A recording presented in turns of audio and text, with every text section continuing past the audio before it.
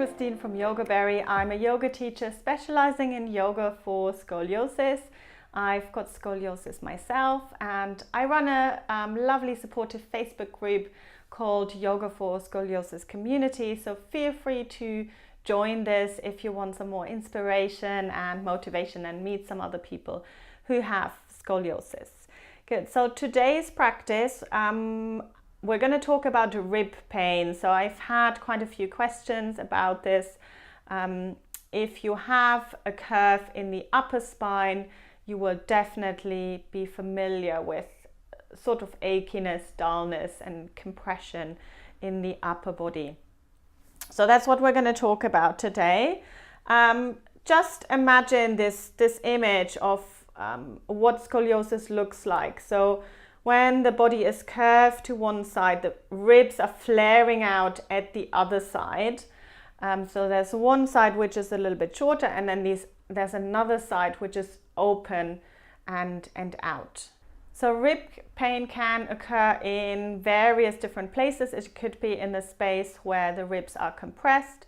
It could also be where the curve changes direction. So if you've got a lumbar curve and then a thoracic curve, it could be there, it could be at the front of the body, it could be at the back of the body. So there's various different variations of rib pain. So I'm going to give you a few exercises.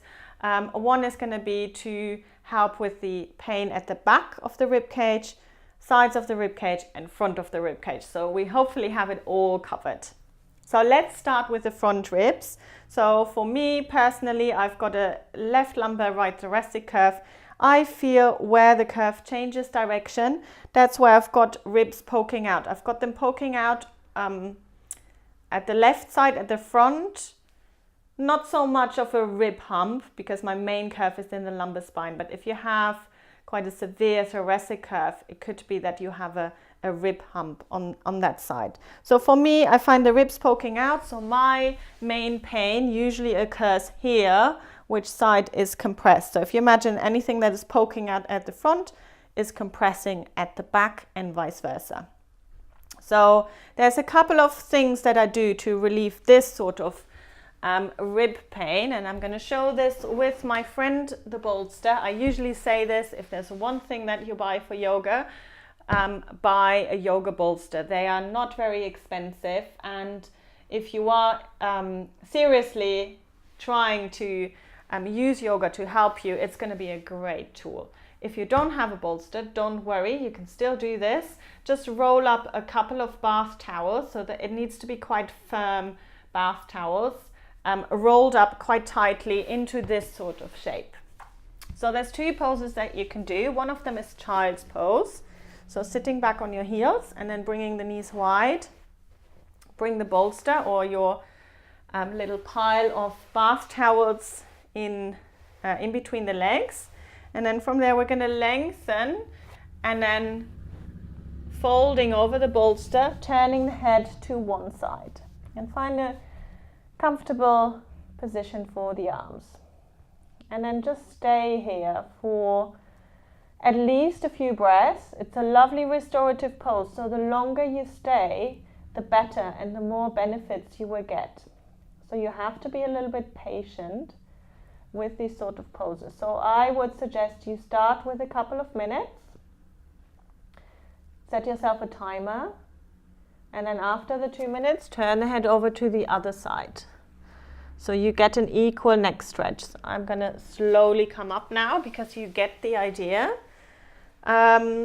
If this is uncomfortable in your hips, if you don't have the flexibility to do this, and also to give you another variation, which I also practice, one of my all-time favorite yoga poses. So for this one, I'm gonna roll these mats, these blankets.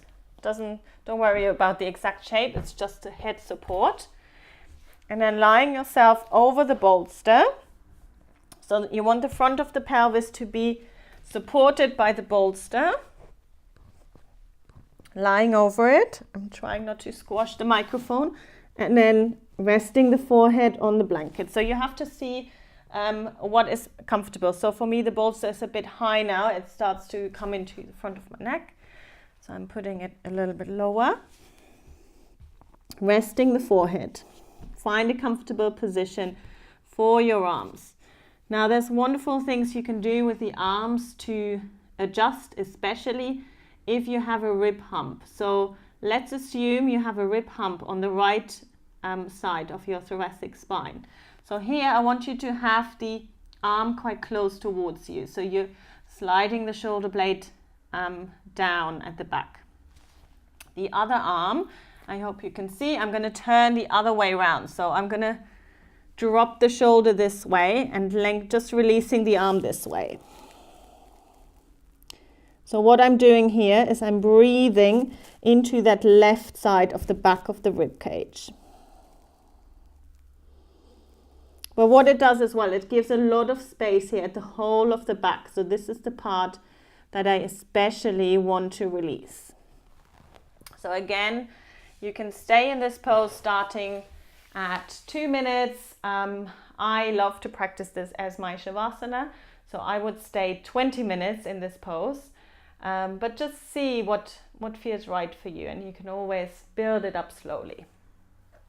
So these are a couple of things you can do. Now, side rib pain, I'm going through this relatively quickly today.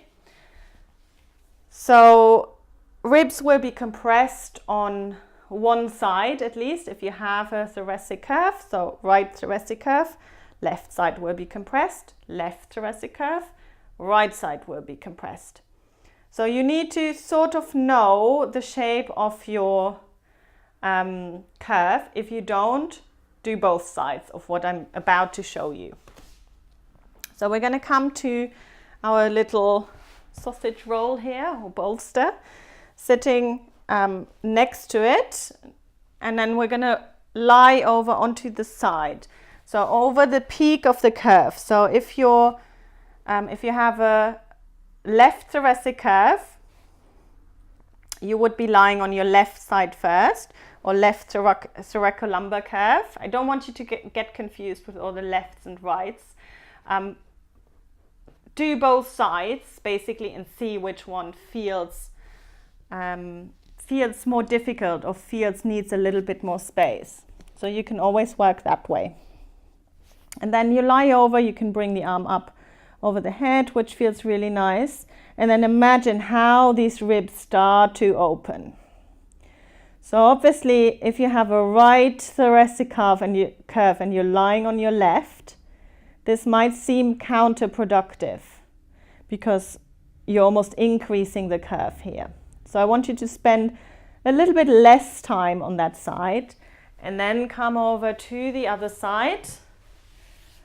Move the bolster over, move your support over, and then do the other side. So lying on the peak of the curve, resting the head. And for me, because I have a right thoracic curve, this is a lot harder, and that's the side that needs more space. So I would stay here for a little bit longer. And then when you're ready, slowly coming up. So I'm doing this very quickly.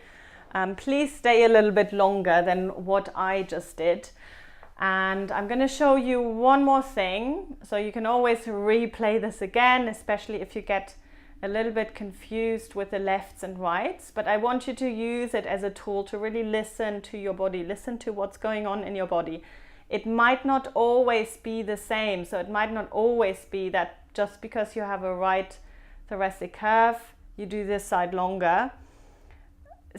Really work with the symptoms in your body, work with what's present at the time. So last one I'm going to show you is a back bend. So this is a little bit more advanced and there's a few variations you can do. So I'll show you the highest one to begin with. This might be way too high for some of you. So just watch first and then you can adjust it. So if you are working with a bolster, I suggest you have some blankets somewhere close by. And then we're going to sit in front of the bolster here. So I'm not going to sit on top of it. This is for my my back here, a little bit of space in between, and you can always adjust it. And then I'm going to lie over the bolster. Now I'm trying to get the edge to wherever I need that opening at the front of the spine. So if you have rib pain somewhere here around the front and you feel you need a little bit more opening, so for me it would be a little bit higher up, I just simply move the bolster into that part and then lying over this. And for me personally, this feels lovely, and it's a really lovely opening. These muscles here at the front of the shoulders get so tight. So it's a really lovely to give them a little bit of a break, to allow them to release. Again, stay in this a little bit time. So start with a couple of minutes and then slowly work your way up if it feels good for you. Slowly bringing yourself up. So this might have been way too high, especially if you have a fused spine. Don't start with that. So in fact, I would definitely start with a blanket. Also, if you have quite a big rib hump, this might be way too high. So start with a blanket, and you can tell I folded my blanket this way, so like a little rectangle shape. And then this is your bolster here. So this is very low. This is the very lowest part, very lowest variation of this pose. And then lying over it and allow for the shoulders to release. So you get the idea. It's the same thing. It's just a lot gentler than the variation with the bolster. Okay, so to come out, always rolling yourself over to the side and then slowly coming up. Good. So if you are completely new to this, please start with the first couple of poses. So I have on purpose put them into this order. So you start with the forward bend, then you do the side, and then do the back bend only if you feel okay. Don't do this all on the same day. If you're completely new to yoga, give it a little bit of time. Really notice the effects of the poses. Good. So this was quite a lot of information today, but I really hope that you found this useful. Please subscribe to my YouTube channel and feel free to join us in the Facebook community, Yoga for Scoliosis community as well.